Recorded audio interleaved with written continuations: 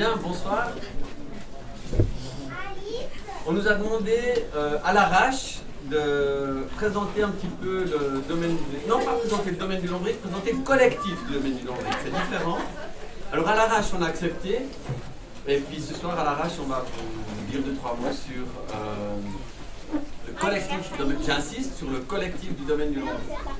Donc j'insiste parce qu'on ne va pas faire un historique du domaine du lombric, ça prendrait un peu trop long.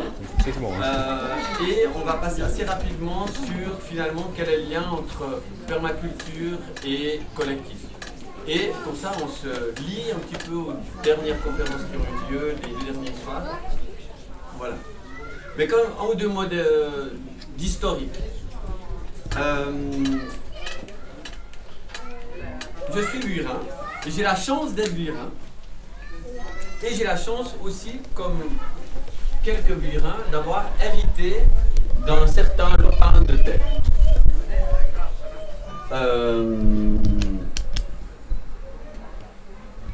J'ai tardivement mesuré que c'était une chance. Pendant longtemps, c'était plutôt une corvée. Parce que lorsque j'étais gamin, pré-ado, ado et post-ado, lorsque mes copains allaient jouer au foot, moi je bossais au jardin. Et du coup on a réussi à me dégoûter du jardin et il a fallu attendre une trentaine d'années jusqu'à ce que je me rende compte de la chance que j'ai et ça s'est passé comme ça. D'abord, je jardinais un peu comme beaucoup de virins, mais comme beaucoup de virins, un jardinage conventionnel avec un bon arrosage, cocktail de Roundup et d'autres pesticides. Et c'était tout à fait normal jusqu'au jour où ma compagne, je caricature un peu, m'a fait comprendre que ce que je mangeais ou ce que j'achetais qui n'était pas bio n'était pas forcément très sain pour la santé. Et du coup, je me suis dit, bon bah tiens, on va commencer à réfléchir un petit peu le jardinage pour qu'il soit un peu moins axé sur les pesticides et un peu plus bio. Alors j'ai cherché un cours de jardinage bio que je n'ai pas trouvé. Par contre, j'ai trouvé un cours d'un truc étrange qui s'appelle permaculture. Je m'y suis inscrit sans savoir vraiment trop où j'allais et j'espérais pouvoir acquérir des outils pour pouvoir cultiver mes salades et mes tomates sans pesticides. En fait, j'ai rien appris du tout à ce sujet-là. Par contre, et on arrive au sujet de la soirée,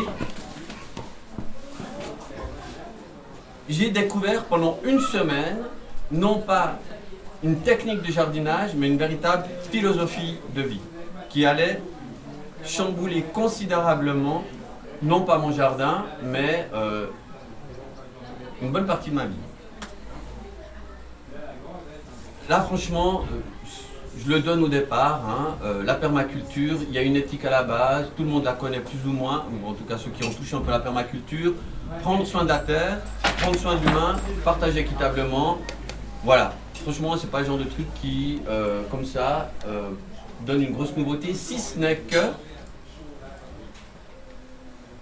au fil des jours, j'ai compris ce que signifiait prendre soin de la terre. J'allais pour cultiver sans pesticides, apprendre à cultiver sans pesticides, et petit à petit j'ai compris qu'il n'était pas question de production d'abord de tomates, mais d'abord de soigner la terre. Voilà, dit comme ça ne signifie pas grand chose, mais c'est quelque chose, la manière dont ça a été dit, prendre soin de la terre, et en prenant soin de la terre prendra soin de l'humain, et en prenant soin de l'humain, va s'installer un partage aussi. Comment? Ben on va le voir dans la pratique, dans notre pratique à nous du domaine du lombric. La deuxième chose qui m'est apparue, c'est que moi j'arrive petit burin avec gros lopin de terre. Et la formation permaculture se faisait à la ferme La Blachère de Pierre Rabhi en France. Et l'essentiel des permaculteurs, c'était des Lyonnais, des Marseillais, en fait, qui habitaient la grande ville, mais avec un tout petit balcon, et qui étaient heureux s'ils avaient un balcon pour faire de la permaculture. Et quand on a dû se présenter et que j'ai dit que j'avais à peu près 3 hectares de terre, ils m'ont regardé comme un extraterrestre, ils m'ont dit mais tu te rends compte de la chance que tu as? Et c'est là, petit à petit, que j'ai compris que c'était pas rien. Franchement, à part ça, c'est tout con, hein, mais que c'était pas rien d'avoir un héritage de autant de terre. Alors, je passe les détails du contenu du cours, mais en 2 mots. Ce cours m'a amené à changer de regard. Et ça, c'est le plus fondamental. Il ne m'a pas appris à gérer les limaces, il ne m'a pas appris à gérer les tomates et à travailler avec moins de pesticides, mais à changer de regard. Et de voir finalement la nature ou le jardin. Chaque fois que j'utiliserai nature, on peut prendre comme synonyme le jardin, non pas comme un objet qui me permet d'avoir des tomates ou des salades, mais d'avoir en face de moi, non pas un objet, mais un sujet, on pourrait dire un partenaire. Encore une fois, je ne sais pas comment ça résonne chez vous, mais c'est fondamentalement différent. Le reste, finalement, limaces et autres, suivra. La nature et les jardins n'est pas quelque chose, un objet comme cette table qui est mort et sans vie, mais désenchanté, mais c'est quelque chose de vivant, et moi, en tant que vivant, je peux avoir une relation avec ce vivant. Pour ceux qui ont fait l'atelier ce matin, on a essayé d'expérimenter ça en ayant un contact, parce qu'on est aussi déconnecté. C'est aussi ce que j'ai découvert, à quel point on est déconnecté. Et la nature et le jardin, c'est pas quelque chose qui m'appartient. J'ai un héritage de 3 hectares, et c'est à moi, Pierre-Alain Chervet, mais j'appartiens à cette nature, et donc également à ce jardin.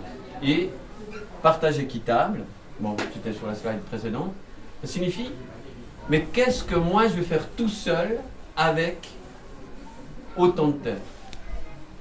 Et on arrive à cette idée de partage équitable et de collectif lentement, c'est de se dire, tiens, moi j'ai des terres, et je suis seul, et il y a énormément de personnes qui font de la permaculture, qui n'ont pas de terre, et qui aimeraient pouvoir le développer. Et c'est comme ça que, petit à petit, est née l'idée de mettre à disposition, de partager finalement cette chance que j'avais. Bien. Tout ça, on en arrive à cette idée, je ne suis plus en concurrence avec des humains ou avec des limaces ou avec la nature, je suis en collaboration, même avec les limaces. Bon, ça c'est de la théorie. Je ne lutte pas contre, mais j'essaye de faire avec, même avec les limaces. Et j'ai pas un regard de méfiance sur tout ce qui m'entoure, mais j'arrive à avoir un regard de confiance. Je ne développe pas, on n'a pas le temps, mais c'est le dernier qui nous intéresse. D'un jardin cloisonné et individuel, arriver à un jardin ouvert et partagé. De pouvoir le mettre à disposition. C'est le début de l'aventure, mais il faut encore introduire un élément.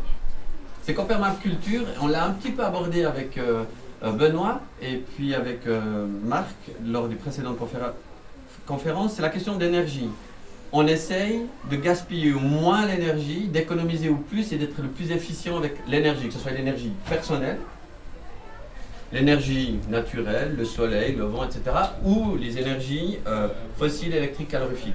Ce qui signifie que on essaye d'avoir le moins de machines possible. On a des machines au domaine du lombric, mais on essaye d'en avoir le moins possible. Des broussailleuses qui nous facilitent, qui nous fait gagner du temps, non. Souffleuses, et j'en passe, tondeuses, on en a eu quand même, ça s'appelle Oscar, mais on essaye d'évacuer. Enfin bref, il nous reste guère que des broyeuses, mais l'idée là-dedans c'est comment je fais pour économiser mon énergie personnelle si j'ai moins de machines? Ça m'amènera à avoir plus de dépenses d'énergie personnelle. Donc la seule solution, c'est quoi? Plus d'humains. Et c'est machine ou collectif. J'arrive au bout. Jardin fermé individuel, jardin partagé collaboratif, ça signifie quoi concrètement? Ça signifie qu'on met en place la possibilité à des gens de venir en tant que bénévoles dans des chantiers participatifs, rien de bien nouveau, ou d'échanger dans des formations et finalement d'avoir un collectif. Ça ne s'est pas fait tout seul, le collectif est venu petit à petit, mais il s'est imposé par lui-même, c'est même pas moi qui l'ai choisi, c'est que tout simplement, seul, j'aurais pas pu continuer. Et les collectifs sont arrivés, qui permettent de soigner la terre, soigner l'humain, et des fois on doit se soigner aussi mutuellement, et partager équitablement ce qu'on essaye de faire. Le domaine du lombric ne pouvait donc pas être un projet personnel, mais il devait être un projet collectif et collaboratif. Et maintenant, on va partager un petit peu quelques facettes de comment finalement on vit cet esprit de collectif collaboratif. Je reprends la parole justement, je vais présenter déjà les membres, comme ça vous savez qui est qui. Il y a Amélie qui fait partie de la colocation, Pierre-Alain il habite juste à côté de chez nous, Michel est aussi dans la colocation et moi-même Valérie je suis dans la colocation. Donc on a une colocation à côté de Pierre-Alain Chervet et on travaille en collectif ensemble dans le jardin et sur le terrain. Vous verrez des photos défiler ici au fur et à mesure. Et chacun de nous va présenter un peu justement cette vie, une petite facette de cette vie de collectif. Et après, on laissera surtout du temps pour que vous puissiez nous poser des questions si vous êtes intéressés à en savoir un peu plus. Pierre-Alain a parlé d'un mot très important au sein du collectif, enfin qui est très important, qui résonne en moi, c'est le mot partage. Et je crois que c'est surtout pour ça que c'est une forme de vie qui m'a attirée. Et puis maintenant que j'y suis, j'ai souvent été en coloc avant, mais c'était juste des colocs où on se croisait, chacun avait sa vie. Et là, c'est vraiment le collectif, c'est une coloc tout à fait différente.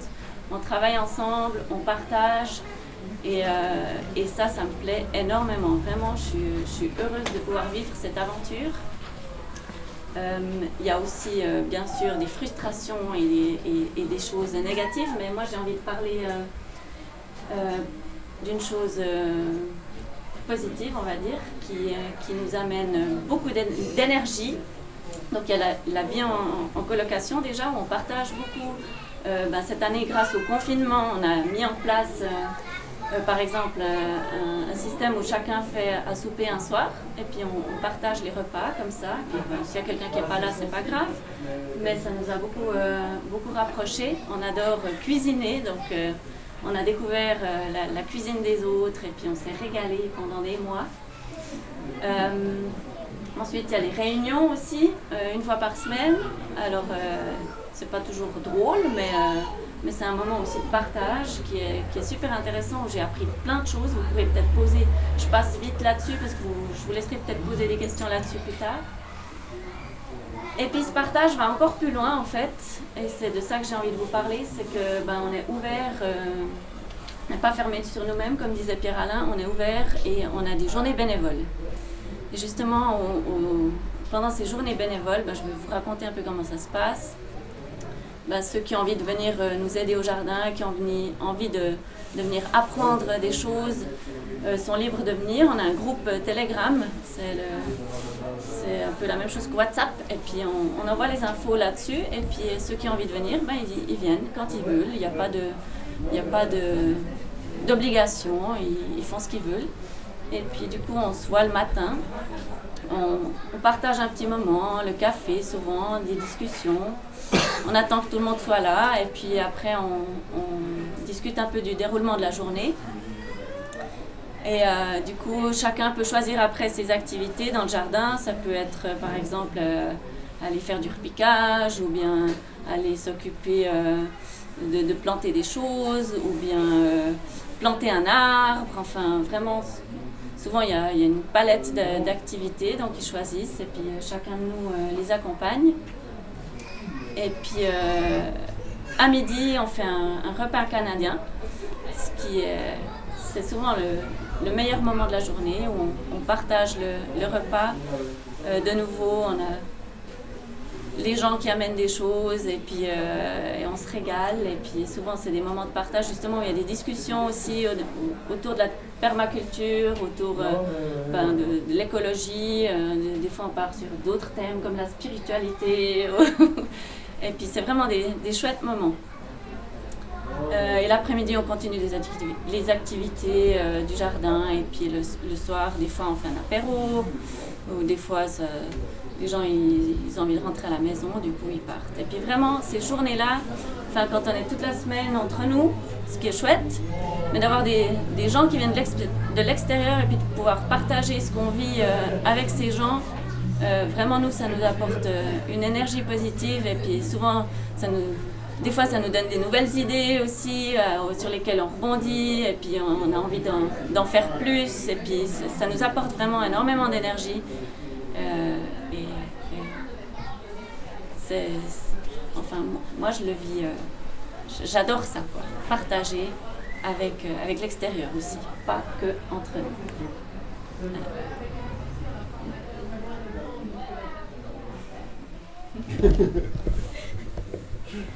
Alors pour moi, ce collectif, c'est quelque chose de relativement nouveau. Jardiner, ça fait plus de 40 ans que je le fais, c'est mon métier. La permaculture, je l'ai connue il y a un peu plus de 10 ans et j'ai participé à de nombreux projets. Par contre, à mon âge avancé, c'est la première fois que je vis en colocation. Et je dois dire que c'est vraiment l'expérience du collectif, c'est une formidable expérience humaine. Le jardin nous apprend, m'a appris en tout cas, devrait nous apprendre l'humilité, la patience. Avec la permaculture, il faut beaucoup de patience. Et puis le jardin, c'est donnant-donnant, c'est win-win, quoi. Si on s'en occupe bien, si on y met notre amour, si on travaille en conscience avec les plantes, elle nous le rend. C'est aussi simple que ça. Chez l'être humain, c'est plus compliqué. Il y a le conscient qui réfléchit beaucoup, voilà. Donc on partage énormément de choses ensemble, on partage de super moments ensemble. Parfois on se prend la tête aussi ensemble, ça arrive. Mais pour moi, ça reste une formidable expérience humaine. D'ailleurs, quand on parle de permaculture, dans les cours de permaculture, dans les projets permacoles qui se mettent en place, on parle du PFH, le putain de facteur humain. Il faut toujours tenir compte du facteur humain. Quand on se réunit, plus on est de nombreux de gens, plus on est de personnalités différentes. Donc c'est respecter l'autre, apprendre à se connaître aussi. Respecter les choix, les attentes, les besoins de certains. Moi, j'ai la chance, depuis de nombreuses années, d'être rentier invalide, donc de ne pas être dans le monde du travail et dans le stress quotidien de mes autres colocataires ou Pierre-Alain. Donc je vis avec un peu plus de recul. C'est trouver un rythme de vie aussi, c'est trouver un moyen de s'intégrer dans une société, de se rendre utile.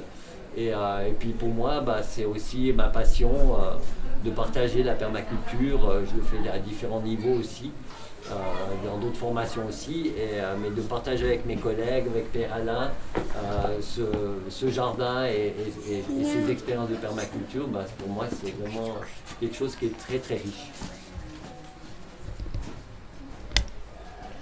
Je peux dire quelques mots aussi, parce que je rejoins pas mal ce qui a été dit.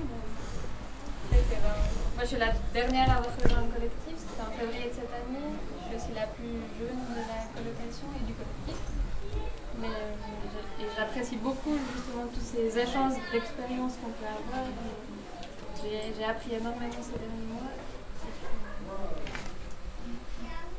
J'apprécie déjà la colocation, c'est déjà quelque chose qui fait très sens pour moi, puis qui s'inscrit aussi dans la permaculture, le fait déjà de partager des espaces en commun.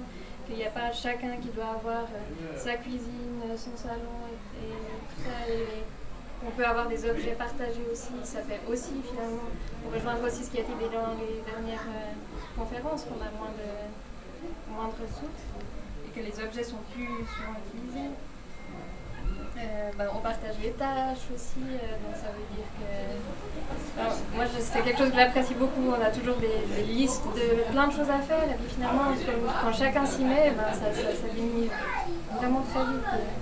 J'avais encore ça hier, où j'avais plein de choses à faire, et puis finalement, Valérie et Pierre-Alain ont dit « Ah, mais nous, on peut aller installer le stand tout seul », et puis après, il y a Eric, encore notre colocataire qui est pas là aujourd'hui, qui m'a dit « Ah, mais je peux râper la courgette pour le gâteau », et puis c'est toujours comme ça, il y a toujours des gens prêts à aider, énormément d'entraide, et ça j'apprécie beaucoup.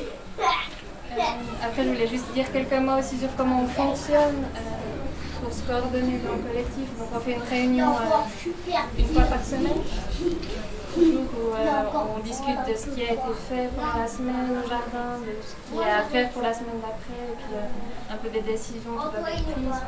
On essaie de fonctionner au maximum en gouvernance horizontale. Donc ça c'est pas...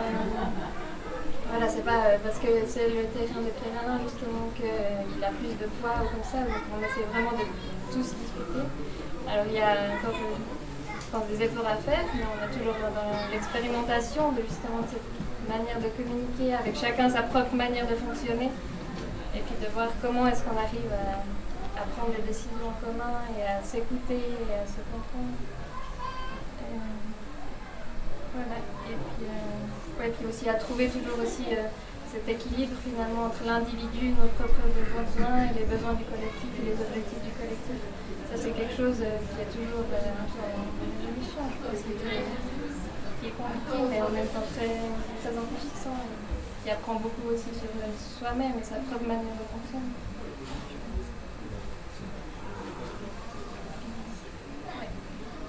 Vous avez des questions par rapport à ce qui a déjà été dit par rapport au domaine?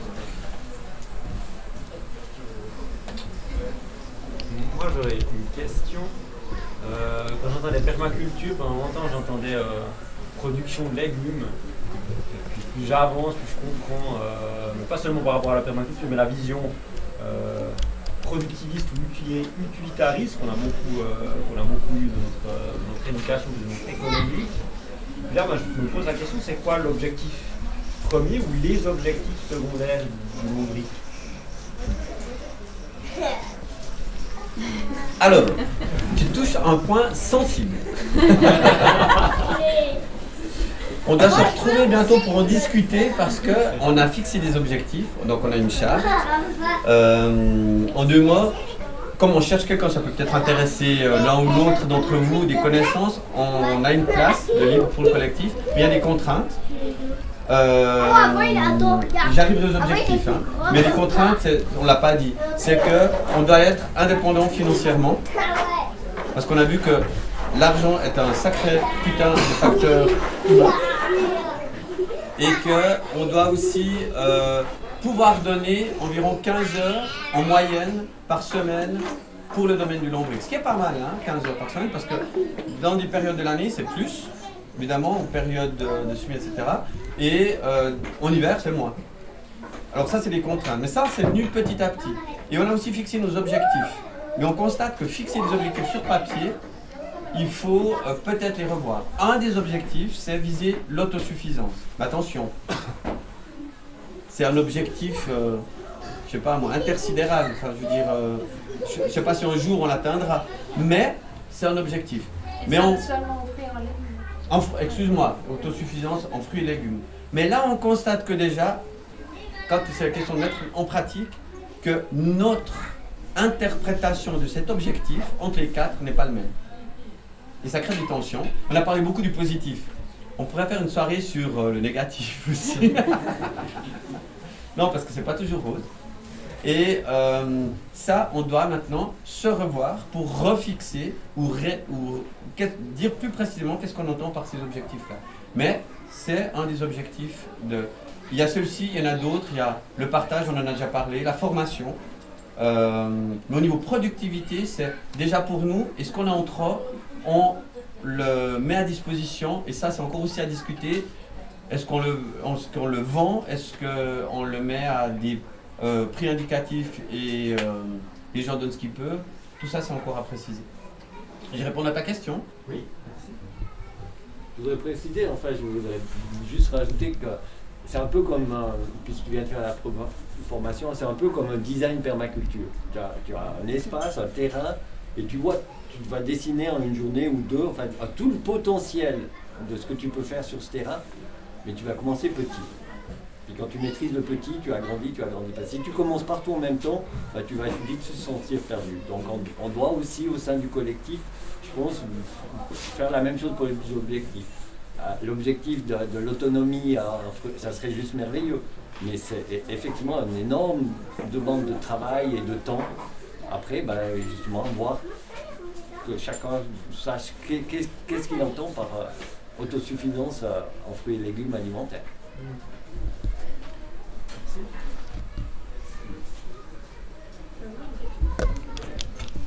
Vous parliez de la permaculture humaine, des facteurs humains. Et est-ce que vous avez des outils peut-être pas de prédilection, mais des outils que vous utilisez pour gérer le facteur humain, genre communication non violente, ou vous parliez de la charte, est-ce qu'il y a des outils comme ça que vous mettez en pratique ou pas spécialement?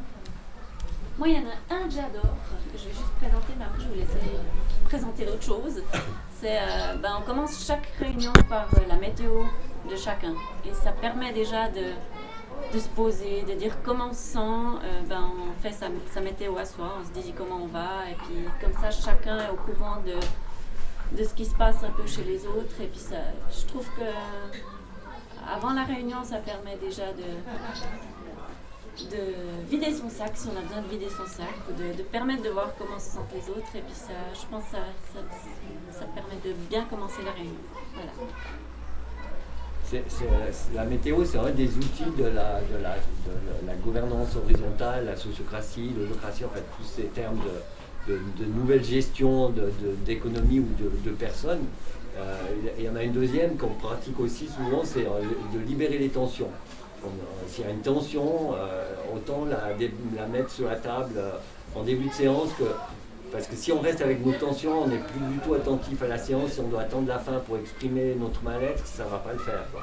Donc on dépose aussi nos tensions, c'est aussi un outil de la gouvernance horizontale, en fait. Alors on essaye d'appliquer quelques outils pour l'instant comme ça de la gouvernance horizontale, mais c'est aussi une formation en soi-même qui serait bien de faire finalement ensemble, parce qu'il y a autant de gouvernance horizontale aussi qu'il y a de différentes personnes, donc c'est un peu comme la permaculture. Mais on essaye de se plancher là-dessus, ouais. Tu veux ajouter quelque chose? Non. Ce qu'on a constaté, c'est qu'on a tous plus ou moins fait des formations en communication non violente, gouvernance horizontale, holocratie. La théorie, on la connaît. Ce qui est génial, c'est quand on doit la mettre en pratique. Et on se dit que simplement, comme tu l'as dit, de peut-être refaire, même qu'on connaît les bases, de refaire un cours ensemble, ça pourrait être très utile. Parce que sinon, ça peut devenir juste le contraire. Ouais, mais moi j'ai appris ça. Ah non, mais moi je le vois comme ça, etc. Puis finalement, ça fait juste l'inverse. Donc, moi-même, j'ai un jour pété les plombs parce que c'est fou tout ce qu'on sait en théorie. Et puis, on est vraiment très doué. Après, la question de la mettre en pratique, c'est autre chose. Ouais. Sinon, on utilise des trucs tout bêtes, bâtons de la parole, etc. Mais qui sont hyper efficaces. Surtout quand il y a des tensions. Ouais. Mais c'est vrai, pour finir, c'est un domaine tellement large, et puis justement entre la théorie et la pratique, il y a un tel fossé, j'ai l'impression qu'on n'a jamais fini en pratique de voir que ça marche pas, et puis, puis on rediscute, et puis on essaie de mettre en place des trucs, mais voilà, ça reste difficile. Et puis je pense que pour ma part, je parle pour moi, j'apprendrai toute ma vie, puis à la fin de ma vie, je saurai encore rien. Mais c'est ça. En une année et demie, j'ai appris tellement de choses lors de ces réunions, et puis justement dans la communication et de vivre ensemble. Et j'adore ça, quoi. Mais c'est pas facile. Peut-être un élément encore délicat et difficile qui va peut-être un peu répondre à cette question, c'est comment on fait lorsque vraiment ça marche pas. C'est ça. Donc ça c'est le deuxième collectif. Il y a eu un premier collectif, ça n'a pas fonctionné. Il y a eu des collaborations avant ces collectifs, à moins de personnes, ça n'a pas fonctionné. Le putain de facteur humain, c'est quand même quelque chose d'incroyable, quoi. Et je pense que dans notre expérience, on passe plus de temps, moi c'est sûr, les autres je ne vais pas me prononcer, mais je passe plus de temps à régler les questions humaines que les questions de limaces, ça c'est sûr. Donc il faut le savoir, hein, à partir du moment où on part dans un collectif, on fait plus de permaculture humaine que de permaculture de jardinage. J'exagère peut-être un petit peu, mais c'est comme ça que moi je le vois. Maintenant, comment ça se passe lorsque quelqu'un doit partir? Et ça c'est vraiment douloureux. Et chaque fois c'est une expérience très très douloureuse. Et on s'inspire de la permaculture et des niches écologiques. Une niche écologique, c'est qu'il y a à l'intérieur d'une niche des plantes qui vont ensemble et des plantes qui ne vont pas ensemble. Ça ne veut pas dire que la plante qui ne va pas ensemble et qu'on va enlever de la niche, elle est mauvaise. Elle n'est pas moins bonne, mais seulement elle devra trouver sa place dans une autre niche. Alors, on essaye de s'inspirer de cette image pour essayer de faire passer pour tous quelque chose qui n'est pas toujours évident. Et c'est quand même arrivé à plusieurs reprises où ça n'a pas fonctionné, quoi. Alors maintenant on touche du bois. On espère que ça va fonctionner.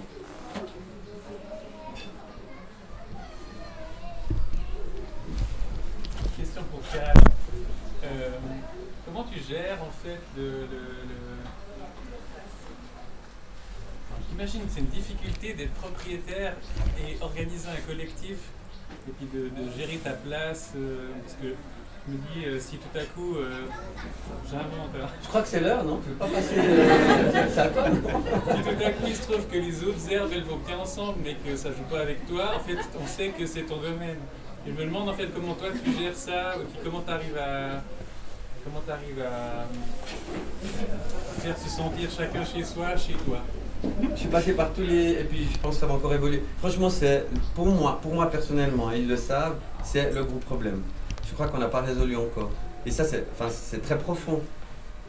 Et c'est pas seulement lié à moi, parce que si on a dit après, quand tout allait bien, qu'on essaie, je sais plus qui c'est qui a dit, de vivre l'holacratie, mais puis pas de me voir comme propriétaire, d'une part, moi, je dois faire attention, mais les autres doivent aussi faire attention, parce que le réflexe, il est toujours là, quoi. Et alors ça, donc pour l'instant, on n'a pas encore vraiment trouvé la solution. Moi, je ne peux pas vendre et en faire une société, pour l'instant, en tout cas, c'est impossible. Et ça m'arrange peut-être bien aussi, je ne sais pas. Mais voilà. Donc, Marc, qui a donné une conférence l'autre soir, Marc Altmeyer, qui a une entreprise en sociocratie, m'a une fois aidé un petit peu dans cette problématique. Il m'a dit, écoute, l'holacratie, c'est pas forcément... il n'y a pas une gouvernance horizontale, et on peut tout à fait imaginer une gouvernance horizontale avec un propriétaire et d'autres personnes. Alors il faudra affronter des défis qui sont différents, et je dirais on n'a pas encore trouvé, enfin moi j'ai pas encore trouvé le bon équilibre, quoi. Et ça franchement c'est un sacré défi, je sais même pas si c'est possible de trouver. T'en penses quoi, toi? Moi j'en pense rien, je pense que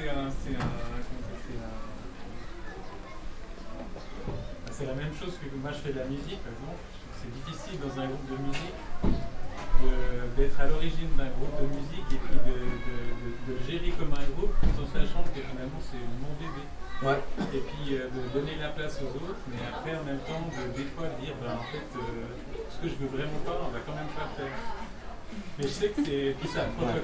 Mais à part ça, je pense que une des raisons pour lesquelles ça n'a pas fonctionné jusqu'à maintenant, c'est que ça c'est pas réglé. Okay. Certaines, ouais, je pense, et que c'est un sacré truc à gérer. L'autre chose, c'est peut-être de se dire aussi que moi, j'ai l'impression que je me détache de plus en plus, que quelque part, c'est de moins en moins mon bébé. Ça peut-être ça aide aussi. Et que ça me fait du bien, parce que j'ai envie de faire autre chose. Mais il y a quelqu'un qui posait une question avant, là? Non? Mais à part ça, comment ça se passe au niveau du temps? Qui c'est qui est le gardien du temps, là? Parce que nous... C'est 19h. Je pense qu'on va arrêter. Après, on est à disposition pour discuter toute la soirée, mais je pense que ce serait bien qu'on te laisse la parole. Benoît, qu'est-ce que t'en... Ouais, c'est toi le gardien du temps. C'est moi le gardien du temps. Volontiers, on pourrait causer pendant des heures. C'est un peu frustrant de devoir interrompre quand il y a des questions, quand l'échange s'installe. Mais je pense, comme tu dis, Péralin, il faut pouvoir profiter de la suite, en fait, pour continuer d'échanger, peut-être en plus petit groupe à ce moment-là. Mais maintenant, je vous propose effectivement de passer à la deuxième partie, à notre deuxième intervenant. Et puis, je vous propose qu'on remercie en applaudissant notre intervenant.